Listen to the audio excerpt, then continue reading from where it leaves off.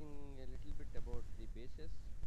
Okay, we have covered about the different properties of acids, the types of acids. Now we'll be looking at the preparation of bases, properties of bases. So what is the हर्षित आप बोलिए all alkali are bases, true or false? So true. Sir false होगा। आप आवाज क्यों नहीं आया? एक minute, आप बोलिए। सर हाँ सर, हाँ आवाज आ रहा है क्या? अब आया, हाँ हाँ ठीक है। Sir, all alkali are bases. Right right correct. Ayush आप बताइए कि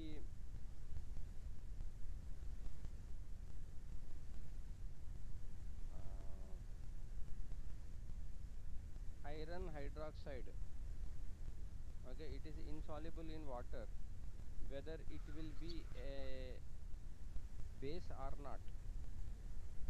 No, sir, it is not a base. Why? So because it is insoluble in water, it is heavy metal. It is insoluble. So to be a base it should be Soluble in soluble in water water, okay. And alkali, to form salt and water. And sir, alkali मतलब alkali का क्या मतलब हुआ कि how it is different from the base? sir, it form hydroxyl ions. hmm. When it is dissolved in water. Yes, yes, sir. हाँ, but base के definition में dissolving in water है क्या? No, sir, they form hydronium ion. हाँ, when They react with hydronium ions to form acid and to form salt and water. of an acid, देखिए नीचे equation है base plus acid give rise to salt and water. तो base का definition किसके ऊपर depend कर रहा है? एसिड के डेफिनेशन पे डिपेंड कर रहा है। बेस का अस्तित्व अपने में यही है कि वो जब एसिड के साथ रिएक्ट करेगा सॉल्ट एंड वाटर के अलावा और कुछ नहीं बनना चाहिए, तब वो बेस है। यानी the definition of the base depends on the acid. Alkali जो है उसको ये सब चीज़ से मतलब नहीं। एल्कली हम लोग क्या बोल रहे हैं? पानी में डिजॉल्व करो, हाइड्रोक्सिल आयंस बनना चाहिए। ओके, दोनों में फ़र्क है। तो इसीलिए जो आयरन हाइड्रोक्साइड है, फेरिक हाइड्रोक्साइड या cupric hydroxide, they are bases but not alkali because they are insoluble in water. Okay, insoluble हमने बता दिया, वाटर में इंसॉल्युबल है, इसलिए वो एल्कली नहीं हो सकता है, क्योंकि एल्कली होने के लिए पानी में फिर डिजॉल्व होना चाहिए, डिजॉल्व soluble होना होना चाहिए. जरूरी है। लेकिन बेसिस के लिए ये क्लॉज अप्लाई नहीं होता है। बेसिस वो डिजॉल्व हो नहीं हो उससे हम लोग को मतलब नहीं है। एसिड के साथ रिएक्ट करके सॉल्ट वाटर बना रहा है कि नहीं, बस इतना ही हम लोग को चाहिए। Okay okay, so prince you tell that suppose we are taking example of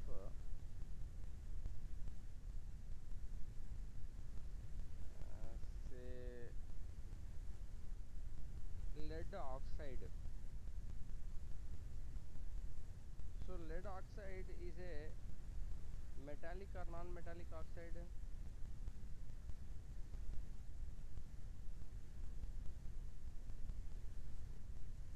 Prince, lead is a metal or not?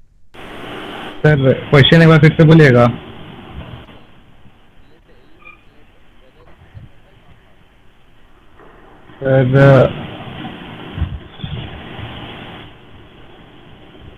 it is a metal or not? Sir lead is a metal or not? Do you heard lead anytime? Sir lead, sir lead is a metal. You have heard this lead anytime in the general life and mostly you are hearing? हाँ sir, lead, हाँ sir सुने। Why? Sir sir pencil में use होता है ना?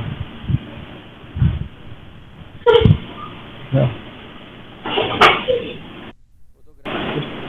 अच्छा वो graphite है। लेड। पेंसिल में लेड मिलाया जाता है as a anti knocking agent, और lead is a heavy metal and the pollution it use to cause a lot of damage. तो अब लेड ऐड करना अब धीरे धीरे ख़त्म किया जा रहा है, उसकी जगह पे कुछ और चीज़ ऐड करते हैं। एनीवेज लेड बहुत डेंस मेटल है, ठीक है। तो लेड ऑक्साइड जो है वो एसिड के साथ रिएक्ट किया, तो उसने in addition to salt and water chlorine gas also got evolved. Now whether this is a neutralization or reaction? Sir lead reactive है सर। Lead reaction तो कौन सा reaction? reaction of acid with acid liberates chlorine gas in addition to lead chloride and water.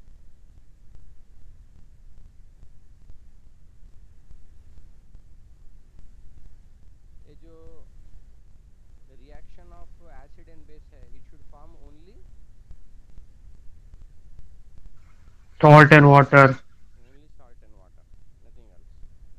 Okay, so here because extra chlorine gas is also forming, therefore it is not a neutralization reaction. Therefore can you call this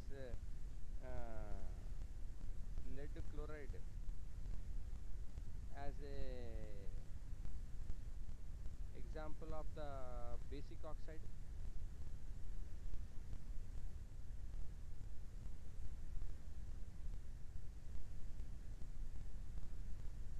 Metals form which kind of oxides? Acidic oxides or basic oxides?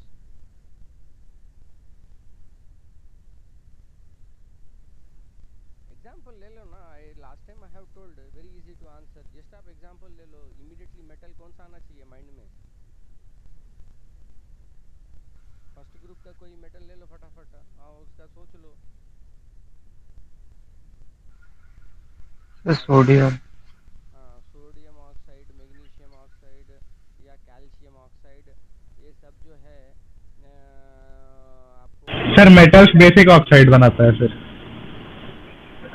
और sir non metal acidic oxide बनाता है sir, copy में लिखा हुआ है, मिल गया। कैसे आपको पता चलेगा?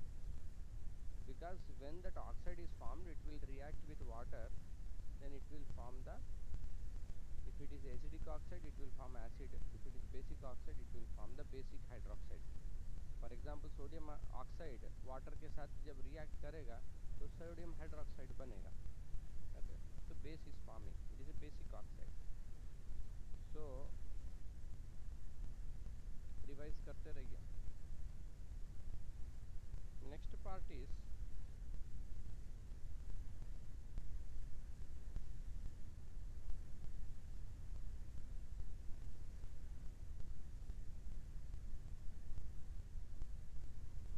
classification of bases. Okay, so already like we have discussed about the strong acid and weak acid. Okay, so like that only in bases also there will be the page number 43, that is the classification of bases. Classification of bases based upon the strength. There are the strong and weak bases. So when we say that it is a strong alkali, what it should mean? strong acid का मतलब क्या होता है? जितना ज्यादा hydronium ion बने। maximum number of molecules, for example hydrochloric acid is there, it should dissociate to form H plus Cl minus. तो अगर 100 molecules हैं तो एटलीस्ट 30 molecules से ऊपर आयोनाइज हो जाना चाहिए।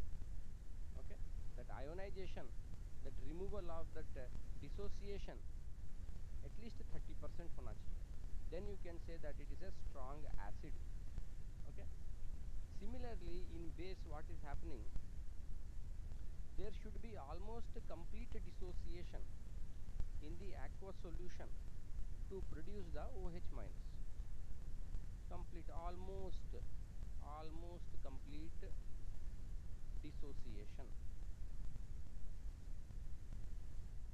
of the base should take place. So when you will see in the solution, there should be very less molecules and there should be the more number of ions. They should convert into ions. Then you can say that it is a strong base. Example are the sodium hydroxide, potassium hydroxide.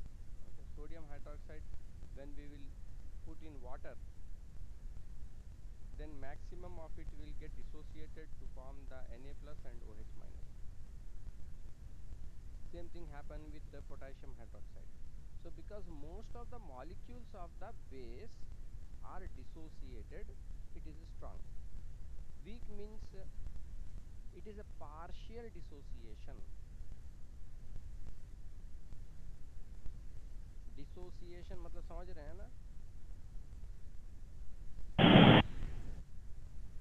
Dissociation, association यानी मिलना, मिलना, एक group बनाना, association group बनाना. ये dissociation यानी group से फिर खंडित हो जाना, सब अलग अलग हो जाना. तो there is a partial dissociation in the aqueous solution to produce a very low concentration of the OH minus ions. The example in this one is the ammonium hydroxide is a weak base. It will dissociate into NH4 ammonium ion and OH minus ion. So when we look in the solution that is in the presence of water, only say 2-3 molecules out of 100 molecules they may dissociate to form the ammonium ions. Therefore it is a weak, partial dissociation is taking place. Calcium hydroxide is also a weak base. Okay, this part you have understood. Strong and weak base. Any doubt you have in this one? Sir पहचानेंगे, अगर कोई base दिया रहेगा तो पहचानेंगे कैसे कि वो वीक है या strong? It is to be determined experimentally. Experimentally इसको पता ये सर अगर एग्जाम में इक्वेशन दिया रहेगा किसी बेस का, तो मतलब इक्वेशन लिखते समय कैसे समझेंगे कि पार्शियल डिसोसिएशन होगा या कंप्लीट डिसोसिएशन होगा? मतलब उस टाइम तो कंफ्यूज हो जाएंगे ना sir. through experiment we find out that how much percentage of dissociation is taking place. You tell me if HCl is 100% in molecule form, how will its electrical conductance be? अच्छा रहेगा क्या? हाँ sir, है sir, कैसे हो गया? Molecule form में है ना. Molecule form are the covalent compounds good conductors of electricity or ionic compounds are good conductor of electricity? Sir ionic. और उसमें आप देखिए HCl है कि पानी में आपने डाला वो डिसोसिएट होता है, लेकिन हम लोग बोल रहे हैं कि नहीं भैया 100% इसमें जो है वो डिसोसिएट अगर नहीं होता है तो क्या होगा? केवल मॉलिक्यूल के फॉर्म में अगर रहेगा ये, तो molecule is not going to conduct electricity. लेकिन जब ये वाटर में डिसोसिएट होता है, ये एक स्ट्रॉन्ग एसिड है, ये ज़्यादा से ज़्यादा डिसोसिएट हो जाएगा H+Cl- ion, just like a ionic compound. तो इसीलिए क्या होगा, इसकी इलेक्ट्रिकल कंडक्टिविटी बहुत अच्छी हो जाएगी. तो आप जो है इलेक्ट्रिकल कंडक्टिविटी के मेजरमेंट्स के द्वारा भी ये आप पता लगा लोगे कि कैसा इसका स्ट्रेंथ है, डिसोसिएशन स्ट्रेंथ कैसा है इसका. Okay, electrodes रहते हैं, through electrodes we determine what is the concentration of H+ ions in the solution. We can determine. All those are experimental methods. Another is guesswork. Okay, periodic table का सबसे बड़ा advantage क्या है? आपको उसके mummy papa के बारे में कुछ नहीं पता, ये कौन एलिमेंट कहाँ से आया, क्या है इसका कहानी, ज्योग्राफी, हिस्ट्री, कुछ नहीं पता उसका, लेकिन आप ये जानते हो कि पीरियोडिक टेबल में कहाँ है, बस उसी से आप इसके सब प्रॉपर्टीज को गेस कर पाते हो। ओके, तो जैसे कि ग्रुप 1 एलिमेंट्स है, ओके, ग्रुप 1 एलिमेंट्स का रिएक्टिविटी ले लो और ग्रुप 2 एलिमेंट्स का रिएक्टिविटी ले लो, किसका रिएक्टिविटी ज़्यादा है? ग्रुप 1।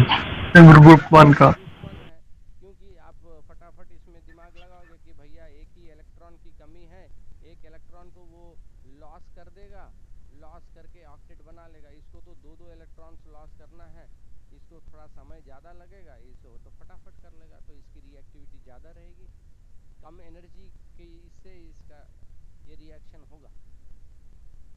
तो इस टाइप के गेस वर्क से सिस्टमैटिक पीरियोडिक टेबल के properties, atomic structure, electronic configuration, ये सब यूज़ करके आप गेस कर सकते हो, ये एक तरीका है। और तीसरा है केमिस्ट्री में आपको रटना पड़े तो रटिए, ओके, मेमोराइज, और इसको कोई ख़राब मत समझिए। बहुत बच्चे ऐसे रहते हैं, अरे ये तो रट्टा मारता है रे, ऐसा नहीं समझना चाहिए। जहाँ रटना है वहाँ रटना है, और जहाँ समझना है समझ के रटना है, दोनों ही करना है।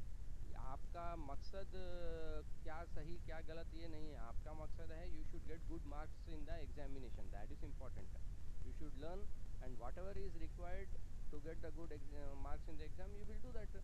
Okay, memorization is also important for each and everything. You cannot sit and in the exam you cannot start वो कि ये इस ग्रुप में है, इस पीरियड में है, ये होगा, वो हर चीज़ में तो आप नहीं करोगे ना, आपको मेमोरी भी यूज़ करना है। Okay, use your memorize it, do a lot of writing practice, these are the 3 things. So the classification of based upon the strength, we have the strong and weak bases. Next, there is what you say the acidity of the base.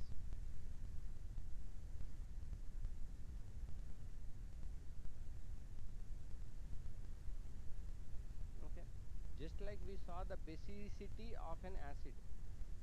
Okay, so they can be monobasic, dibasic, tribasic, okay, acids, like that only bases also they can be monoacidic, diacidic and triacidic, and like that. So the acidity of a base is the number of hydroxyl ions which can be produced per molecule of the base in the aqueous solution. Okay, so how many it is producing, how many it is able to release OH minus ions. In the case of acid, if it is releasing only one H plus ion, it is the monobasic. Here in the acidity of the base monoacidic base, a monoacidic base will release how many OH minus ions?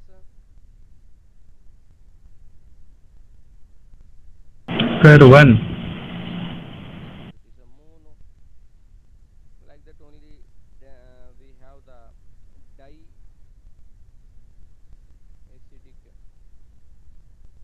base. Okay, for example calcium hydroxide.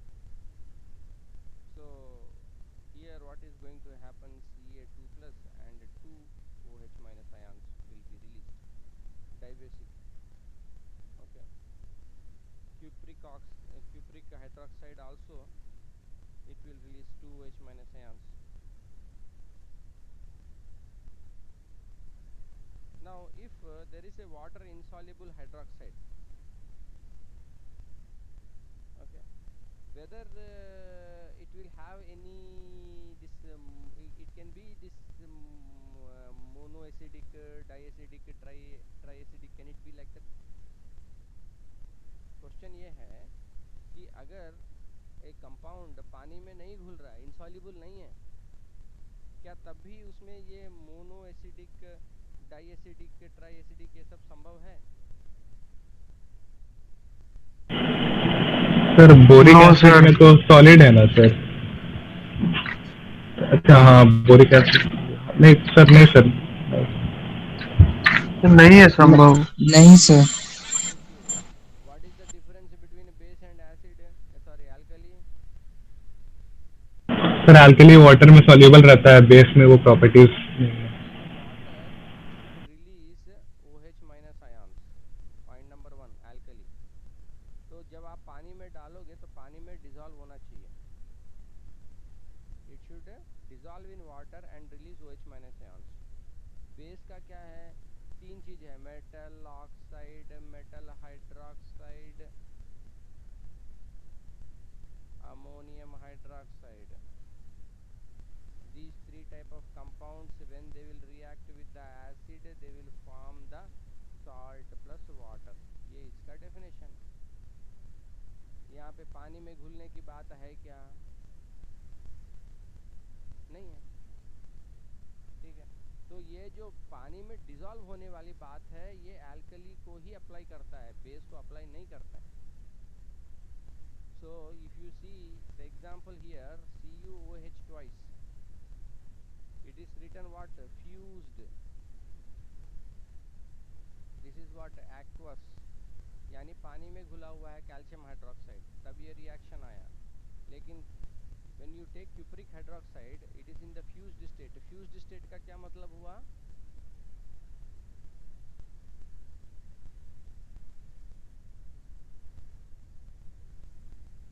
इसके पहले आया आपको? नहीं sir. आया तो है लेकिन आप लोग ध्यान नहीं दिए. फ्यूज्ड कंडीशन 9th में भी था. फ्यूज्ड कंडीशन मतलब लिक्विड बन गया लेकिन पानी लेके नहीं बना, मेल्ट हो गया. Okay, melt. So when that compound you are melting, you are not using any kind of water, it's melted, then you say it is a fused state. So when this copper hydroxide is in the fused state, it will also form the Cu2 plus and 2OH minus ions will form. Therefore this is the also example of the dibasic. Sir normal state में रहेगा तो Cu2 plus plus 2OH minus नहीं बनाएगा? हाँ sir, solid. Solid form में क्या होगा तुम ही बोलो. अब सोडियम क्लोराइड है, सॉल्ट है, नमक डिब्बा में पड़ा हुआ है, तो क्या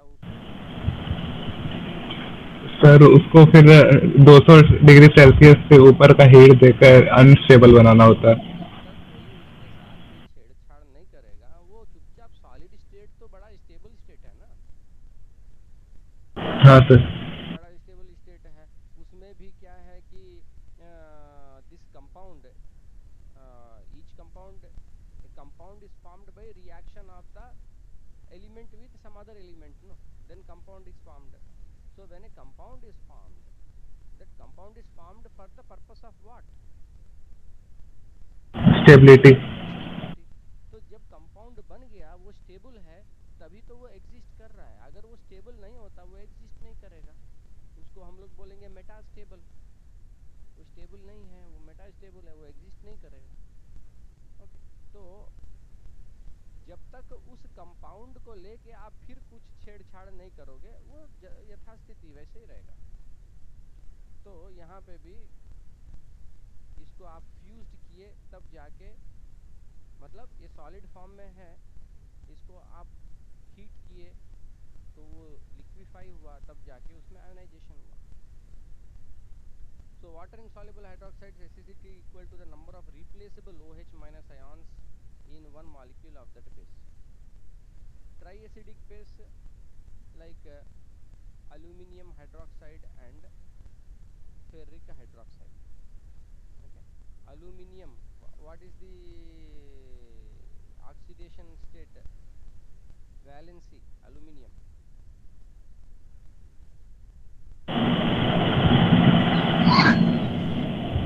Al2 plus sir. Al3 plus.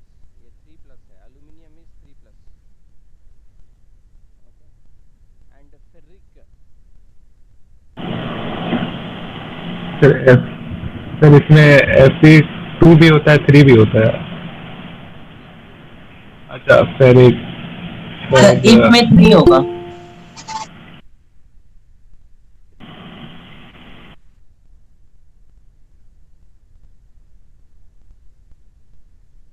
okay, this is ferric Fe2 plus ferrous.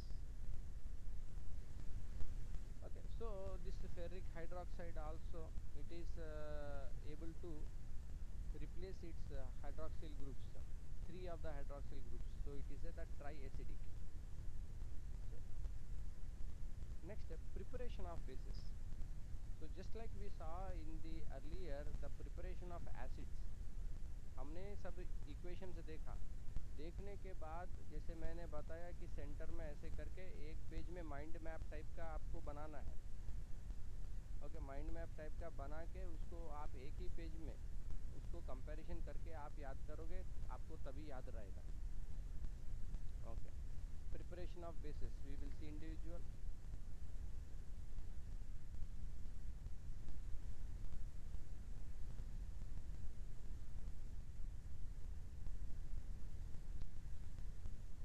From metals, so metals will form what type of oxides? metallic oxide, Whether it is acidic or basic? basic, basic. Basic. So sodium, okay, it is reacting with oxygen to form sodium oxide. NaO2 होना चाहिए।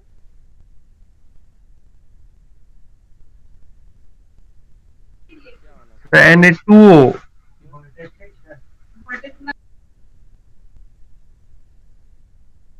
Na का क्या है valency? Sir 11, group one में है ना? हाँ sir 28111, हाँ, ग्रुप वन में है, उतना आपको इलेक्ट्रॉनिक कॉन्फ़िगरेशन में भी जाने की ज़रूरत नहीं है। पीरियोडिक टेबल का यही सबसे बड़ा फ़ायदा है ना, किस ग्रुप में है हाँ आपको सर डायरेक्ट वैलेंसी पता चल जाता आप है। जिस ग्रुप में है आपको पता चल गया कि वैलेंसी में इतना इलेक्ट्रॉन्स है, वैलेंसी शेल में। चलिए, सोडियम हो गया group one. Oxygen, oxygen atomic number 624। Sir 2 हो जाएगा। हाँ, एटॉमिक नंबर क्या, एटॉमिक नंबर 6 है क्या ऑक्सीजन का?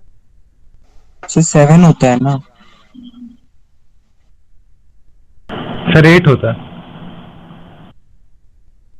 भैया ये सब गैस वर्क नहीं तो चलेगा। वही तो हम सोच रहे थे, आप 6 क्यों बोल रहे हैं उससे? सर वही तो सर थोड़ा देर के लिए हम भी सोच रहे थे सर। तो बोले सर 2 तो सही बोले थे। नहीं नहीं सर रुकिए। तो वैलेंसी सर तो सही बोला। तो वैलेंसी तो सही बोले हैं। हाँ, वैलेंसी तुम्हारा ठीक है। हाँ सर। तो ये 6 ऑक्सीजन हो गया, तो हमको चाहिए 2 इलेक्ट्रॉन्स स्टेबल होने के लिए। तो N ऑक्सीजन 2 इलेक्ट्रॉन्स है, कार्बन NaOH होल 2। अच्छा सर हाँ Na2O। सर Na2O और NaOH में सर क्या अंतर है? NaOH तो हाइड्रोक्साइड है ना, तो वो तो हाइड्रो ऑक्साइड है।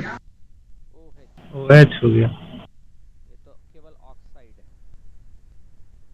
So the metal is going to react with oxygen to form a basic oxide. So when we will say here it is a base. Okay, so we will balance. Similarly, magnesium also reacts with oxygen. Both of these are highly reactive. Magnesium oxide, Mg, magnesium कितना? Sir sodium के बाद magnesium. Sir इसका balance shell में 2 रहेगा। सीधा इतना अभी दे उतना लिखने की जरूरत भी नहीं पड़ती है। इलेक्ट्रॉनिक कॉन्फ़िगरेशन ग्रुप नंबर याद है, सीधा 2 लग गया। तो मैग्नीशियम पे 2 है, ऑक्सीजन पे भी 2 है।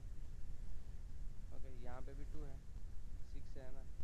तो ये कौन सा ग्रुप में है ऑक्सीजन? सर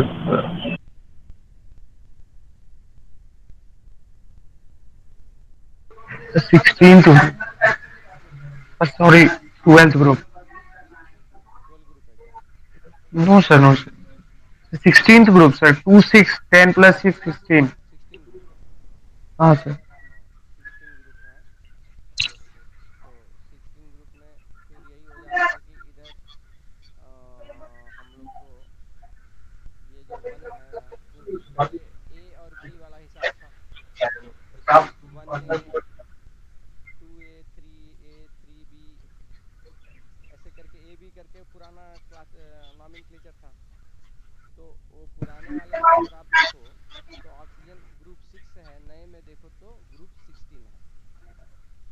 चलिए, so here magnesium is 2 and oxygen also here is 2 valency, therefore MgO बनेगा।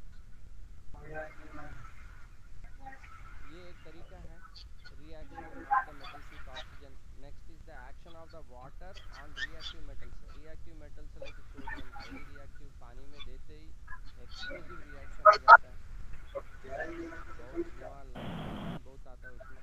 तो इतना बड़ा पीस आपने दे दिया तब फिर लास्ट है। सर और सर पोटेशियम तो सर हवा में ही सर रिएक्शन ले लेता है सर, उसको केरोसिन में रखना पड़ता है सर। नहीं रखना पड़ता। अच्छा sodium metal reacting with water to form sodium hydroxide and releasing the gas that is the hydrogen gas. So here we are able to see that highly reactive metals like sodium potassium क्या है ये reactive metals है, इसमें hydrogen के बहुत ऊपर है। Water के साथ रिएक्ट करके they are going to release the hydrogen, मतलब they are going to displace the hydrogen. कल एक क्वेश्चन आया था, what is reacting with H2SO4। Sir neutralization reaction होगा और कॉपर के साथ सर ऑक्सीजन है सर, उसके बाद हम ढूंढे नहीं इसको। उसमें कॉपर जो है ये रिएक्शन नहीं होगा सर।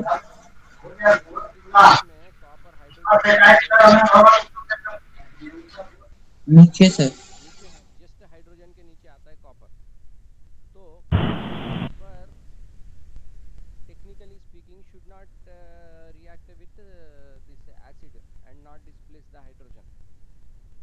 हो क्या रहा है यहाँ पे, यहाँ पे ये रिएक्ट कर रहा है बेसिकली टू,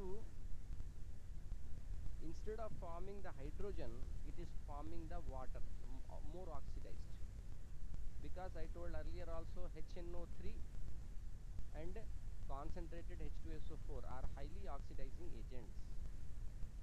नॉर्मल कंडीशन में डालोगे रिएक्शन नहीं होगा, कॉन्सेंट्रेटेड H2SO4 डाले हाईली ऑक्सीडाइजिंग एजेंट है, वो as a form of water आ जाएगा। और इसको आप गर्म करोगे तो हो सकता है कि ये भी डिकम्पोजिशन करके सल्फर डाइऑक्साइड भी दे। Okay, but we are not interested in all that. Next sir मतलब यहाँ जो H2SO4 है वो कॉन्सेंट्रेटेड है। डाइल्यूट वाला नहीं देगा reaction,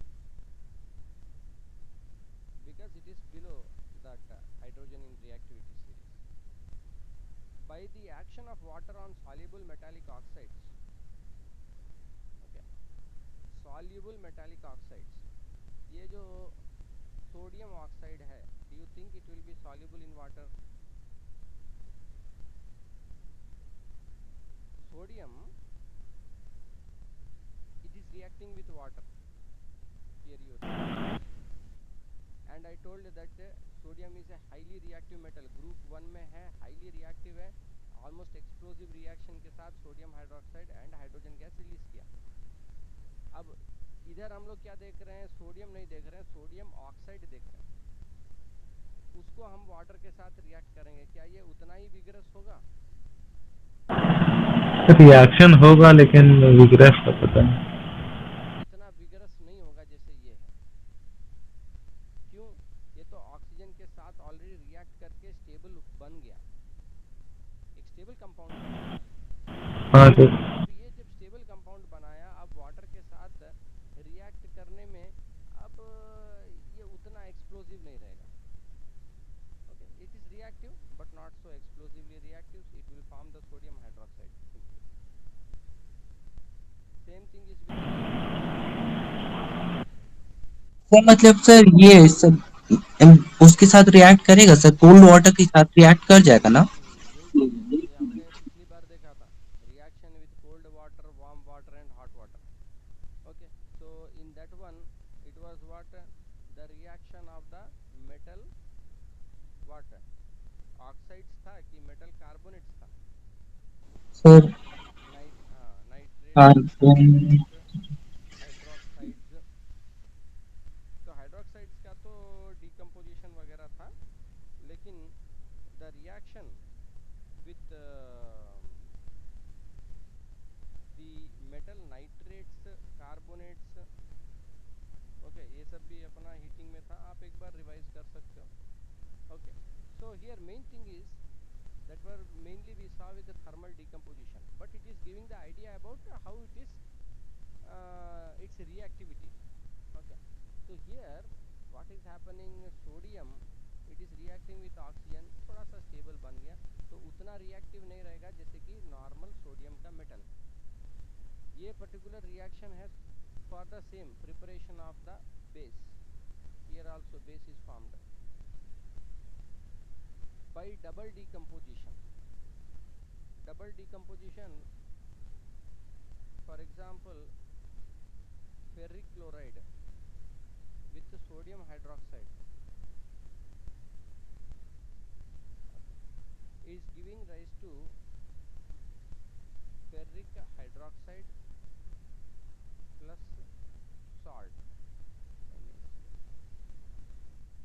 so iron hydroxide and sodium chloride. Okay, this will be balanced. This is one other method by which we can make the bases. This is also a base, iron hydroxide. Copper sulfate, is copper sulfate a base or not? How we will know?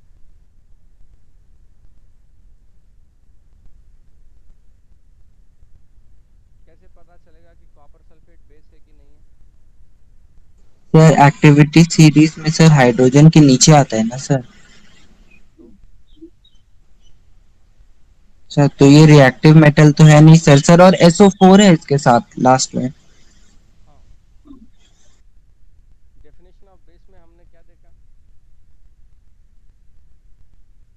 3 type of compounds था ना, क्या क्या था? अभी तक तो हम 10 बार repeat कर चुके हैं पिछले क्लास से अभी तक. 3 types So of metallic hydroxide, metallic oxide and ammonium hydroxide. हाँ, ये 3 टाइप का हमने कंसिडर किया था, जो कि एसिड के साथ रिएक्ट करके सॉल्ट एंड वाटर बनाना चाहिए. यहाँ पे it is not that group of compound copper sulphate, but then can we consider copper sulfate as a base?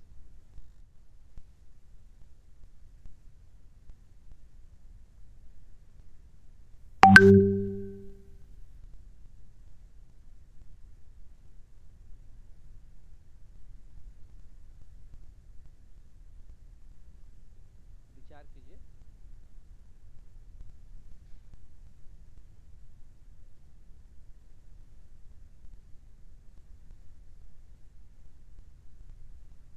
Okay, so what you do is you take some examples are there in this one, and I will give you one list, and you have to write in your book whether it is a base or not. Okay, you do that as a homework I will give. So in that process you will think about it. Okay, and then we will discuss. Sir copper sulphate मेरे हिसाब से sir base है sir, weak base है.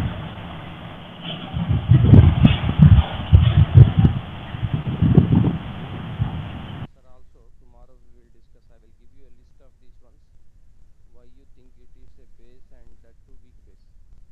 So copper sulfate reaction with sodium hydroxide will give rise the copper hydroxide, which is again a precipitate, and sodium sulfate, this is a salt.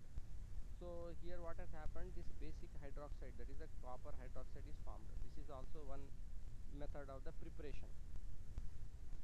Aluminium chloride बहुत ही dangerous chemical है, मेरा एक बार face जलने से बच गया।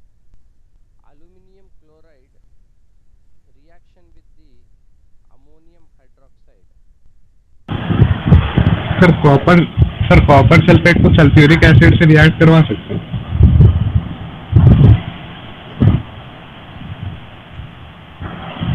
See the reaction whether it will take place or not।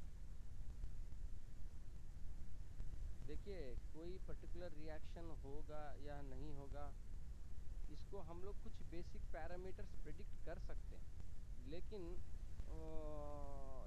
Randomly it is very difficult to tell.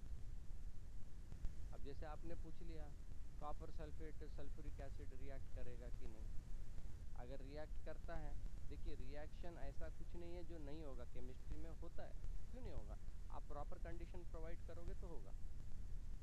either it is a spontaneous reaction or not is the question, that is simply I will take only copper sulfate and put sulfuric acid at room temperature, reaction will happen or not happen, that is a spontaneous reaction, or it will require that you have to provide a lot of heat energy, how much amount of extra energy is required, okay, that the reaction will take place.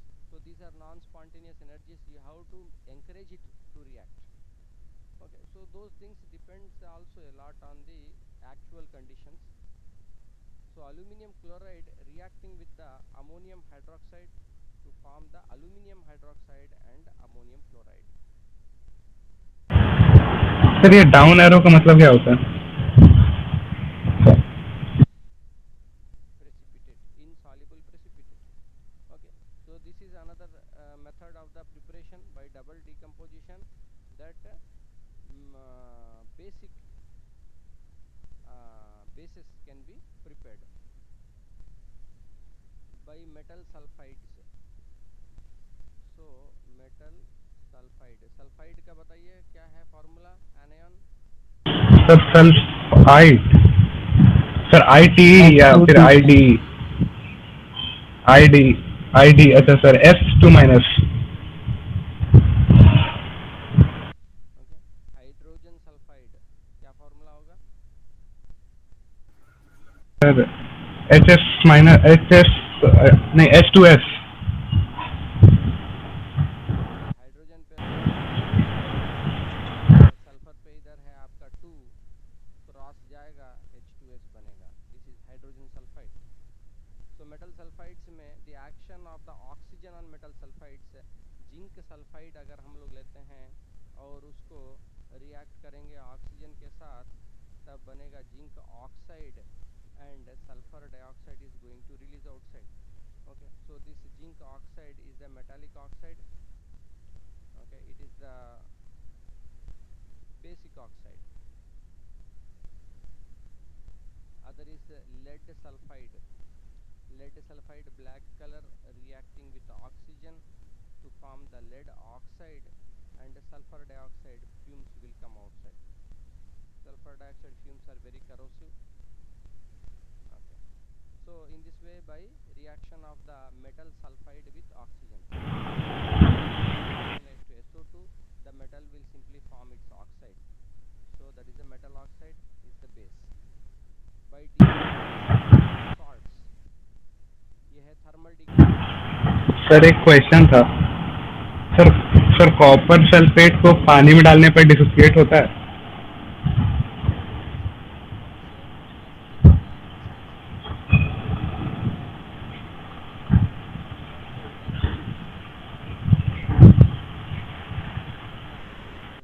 like that it will form.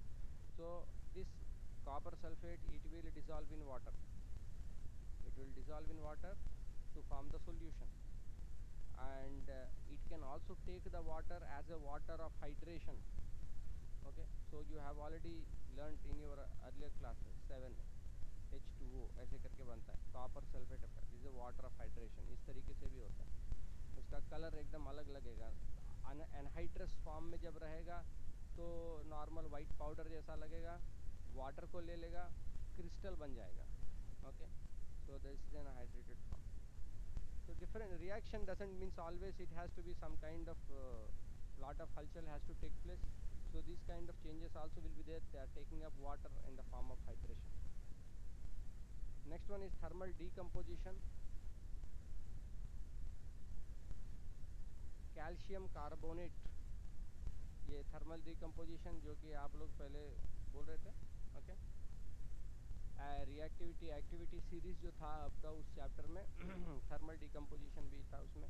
So here what is going to have calcium oxide plus carbon dioxide stability. This is called what lime? Calcium oxide. It's a quick line. Calcium, this is called what lime? Sir lime sir कौन सा था sir? Sir slack lime. Slaked lime. Slaked lime, quick lime. Calcium carbonate. Okay. Now copper carbonate also on decomposition will form the copper oxide and release the carbon dioxide gas. This is also the metal oxide. Metal oxides are basic. Next metal nitrate decomposition में metal nitrate भी है, calcium nitrate NO3 twice. So when we are heating the calcium nitrate, it will form the calcium oxide plus nitrogen dioxide gas is going to release and oxygen is also going to release. This is a very interesting and important equation for balancing purposes also and generally for telling that what product is formed. इस type के question में भी ये type का रहता है.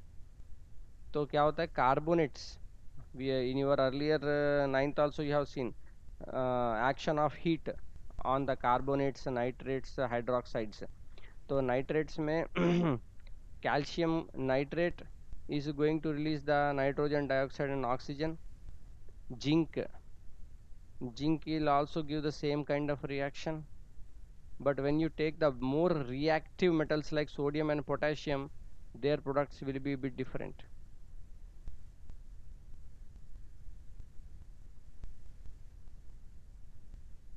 Okay, so when we will consider the metals that are highly reactive, okay, their thermal decomposition, do you think it will give the same kind of product or different kind of product?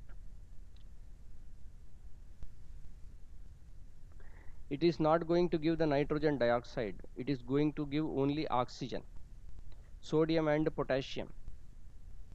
Okay, highly reactive वाला जो है sodium और potassium, heating में ये sodium oxide potassium oxide बनाएगा, उसके साथ oxygen gas release करेगा.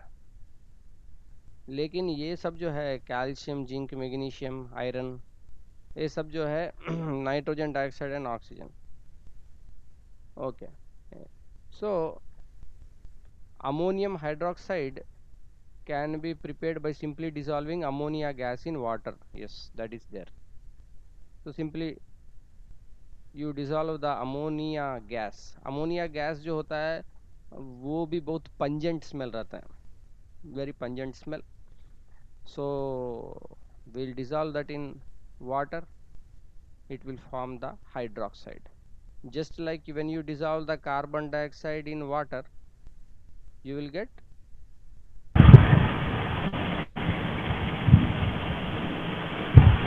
what compound you will get dissolving carbon dioxide in water? H2CO2. H2. जल्दी जल्दी सर बोलो. कार्बोनिक एसिड तो मिल जाएगा. हाँ, बहुत ज़्यादा देर लेते हो तो गूगल बाबा को कॉल करने का हिसाब बनता है. नहीं सर. हाँ, carbonic acid. Okay, carbonic acid. Next, so these are the 7 different methods are given in your textbook for the preparation of bases. Okay, one is oxidation of metals, then the reaction of the metals with water, reaction of the metal oxide with water, double decomposition, reaction of oxygen with metal sulfide, decomposition of salts and ammonium hydroxide preparation. Sir ये सब equation रटना पड़ेगा sir? देखो इसको वही बात है कि इसको याद कैसे करें, यही पॉइंट है। हाँ सर, क्योंकि सर रिएक्शन तो सर बहुत सारा एसिड से हो सकता है सर, और बहुत कंफ्यूज भी होता है कि क्या आएगा रिएक्शन। देखिए आपको जो है ना, first thing is you keep in mind that things are not going to come beyond your textbook, इतना आप रख लो माइंड में, टेक्स्ट बुक के बाहर नहीं। सर कभी कभी एसिड दिया रहता है और बेस की जगह पे कुछ नहीं रहता, और रिएक्शन भी दिया रहता है सर, तो वो रिएक्शन देखकर बताना मुश्किल हो जाता है कि बेस कौन सा यूज हुआ है। देखिए जो आपके टेक्स्ट बुक में जैसा रिएक्शन है वही टाइप का क्वेश्चन आपको एग्जाम में भी आएगा। आप कैरिड ओवर नहीं हो जाओ कि कुछ extraordinary question out of the book, some extraordinary equation out of the book, nothing like that. You have to first thorough in what is there in your textbook. Chemistry के बारे में एक चीज़ मैं हमेशा ही आपको बोलते आ रहा हूँ, आप समझ जाइए बहुत अच्छी बात है, आप उसको रिवाइज कीजिए बहुत ही अच्छी बात है, लेकिन आप अगर राइट करके उसको प्रैक्टिस नहीं कर रहे हैं, लिख के प्रैक्टिस नहीं कर रहे हैं, तब आपका मेहनत बहुत ज़्यादा रंग नहीं लाने वाला है। क्योंकि पेन जैसे कागज़ पे पड़ेगा, अभी जी चैप्टर 1 और चैप्टर 2 जो था उसमें आपका बहुत राइटिंग वाला हिसाब नहीं है, लॉजिक पकड़ रहे हो और बता रहे हो कि भाई ये होगा नहीं होगा, स्टेटमेंट टाइप का है ज़्यादा। ये वाला सब जो है एसिड बेस एंड सॉल्ट्स वाला जो है ये पूरा इक्वेशंस वाला है। आप अगर गिन लो कितने इक्वेशन हैं इस चैप्टर में, सर 100-150 से कम नहीं होगा। हाँ, आप पूरे उसको करोगे, उसके बाद जो है उसको I will give you a simplified, don't worry now, I will give you a simplified way how to remember this one for memorizing purpose। अभी हम लोग का पर्पस जो है what is there, what are the different ones, point by point हम लोग cover कर रहे हैं। इसके बाद मैं आपको हाउ टू मेमोराइज, जैसे कि अभी मैंने एसिड्स के बारे में बताया, you have to just put in 1 page and you have to make, but when we are doing equation comparison करके हम लोग उसको और आसान में बना के आपको दूंगा, इससे आपको आसानी होगा याद रखने में। चलिए ये हो गया the preparation of bases. The next one is the properties of bases, the test of acidity and alkalinity. ये वाला जो पार्ट है test of acidity and alkalinity, इसमें से क्वेश्चन आपका बहुत रिपीट हो रहा है, every year repeating questions are coming from this part. सब खत्म होके छोटा सेक्शन लास्ट में ये चीज दिया है, लेकिन क्वेश्चन ज्यादा इसी से आ रहा है। ओके, सो इसमें से ये टाइप का क्वेश्चन आता है, acidic and basic what kind of nature, और ये वाला जो हम लोग अभी तक कवर किए हैं उसमें ये क्वेश्चन आता है इक्वेशन बेस्ड। वो केवल आपको balance the equation what may be the product formed, ये टाइप का जो क्वेश्चन है वो ज़्यादा इसमें आता है। डायरेक्ट क्वेश्चन तो पूछता नहीं है कि भाई 4 मेथड बताइए एसिड बनाने के, बेस बनाने के, that kind of question doesn't come. Okay, so far anything you have doubt, anything you want to ask?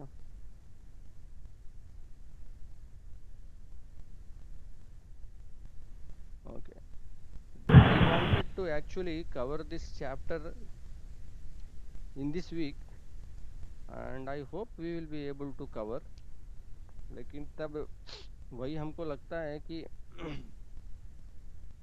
आपका जो बाकी जो सिलेबस सेंड अप एग्जाम का है थोड़ा सा हड़बड़ी हो जाएगा, थोड़ा सा हड़बड़ी हो जाएगा। सर हमको लगता नहीं है 26 जुलाई से होगा सर। हाँ वही हमको लगता है हड़बड़ी हो जाएगा यार, वो बहुत ज़्यादा हड़बड़ी में भी क्या फ़ायदा है, बस मतलब बस हम बक बक करते जाएं और हाँ हो गया हो गया हो गया हो गया, क्या फ़ायदा। आपके अभी तो आपका रेगुलर स्कूल वाला क्लास तो चल नहीं रहा है, उसमें कहाँ तक कवर हुआ? सर इसी चैप्टर में है सर। इसी चैप्टर में, ये चैप्टर हम लोग का ख़त्म हो जाएगा, ख़त्म हो के हम लोग इसके क्वेश्चंस भी करेंगे। ओके, क्वेश्चंस भी करेंगे। ये वाला सप्ताह हम लोग को एसिड बेसिस में लग जाएगा पूरा। एनालिटिकल देखने में छोटा है इसके बाद, हाँ, लेकिन लॉजिक बहुत है इसमें। मैं इसमें यही करूँगा कि आपको जो है ना नोट्स दे दूँगा, आपको इसमें रटना है। Okay, that I will tell you, क्योंकि ये बेसिकली इक्वेशन की नोट्स रटना पड़ेगा। ये एनालिटिकल जो है ना, एनालिटिकल में रटना पड़ेगा। अभी क्या है, जैसे कि क्यूप्रिक आयन कलर क्या है, ब्लू कलर। हाँ सर, ये तो रटना पड़ेगा ही। हाँ, ये सब टाइप का है। उसका स्मेल क्या है, उसका क्या बोलते हैं फीचर क्या है, देखने में कैसा लगता है, ये सब टाइप के चीज़ हैं इसमें। एनालिटिकल में एनालिसिस करना है ना, एनालिटिकल में ये सब टाइप के चीज़ रहते हैं। रिपीटिंग है, कोई बहुत ज़्यादा दिक्कत नहीं है इसमें, आसानी से हो जाएगा, छोटा चैप्टर है। ओके, बट ये एसिड बेसिस से वी हैव लिटिल बिट, थोड़ा सा हम इसका तो लोग इक्वेशन याद करने में टाइम लग जाएगा। हाँ, 1-2 क्लासेस में थोड़ा स्लो हो गए हम लोग, इसीलिए। नहीं तो ये तो आज हम लोग इसको ख़त्म कर देते थे, test of acidity and alkalinity. Anyways, now here important is acids and bases, you make a comparative table. That's what I want to tell, like this. I will prepare and I will give you also, but you do writing practice. That's what I am telling, because exam you are going to write acids and bases. Okay, इसमें आप क्या करोगे, जो भी है इसमें definition, properties, preparation, ऐसे करके जो जो हैं सबको एकदम कंपेयर टू कंपेयर, ऐसे साइड बाय साइड करके आपके नॉर्मल A4 पेपर में नहीं आएगा, तो आप चार्ट पेपर का आधा करके उसमें बना लो। घर पे चार्ट पेपर रखो, एक बंडल चार्ट पेपर रखो, बहुत काम का चीज़ होता है। वाइट वाला, ज़्यादा कलर वलर का ज़रूरत नहीं है। थोड़ा सा चार्ट पेपर साइज़ में अगर पेपर मिल जाए तो वो तो बहुत बहुत बढ़िया, वो भी बहुत ठीक है। अच्छा, कहने का मतलब है कि आप इंफॉर्मेशन को कंडेंस कीजिए एक पेज में, आपके रिवीजन में वो बहुत ही ज़्यादा यूज़फुल रहेगा। लेकिन ये मतलब नहीं है कि आप वैसा बनाओ और राइटिंग प्रैक्टिस मत करो, वो करो, और राइटिंग भी आपको उसको देख के लिख के प्रैक्टिस करना है केमिस्ट्री में। Okay, anything else you want to ask?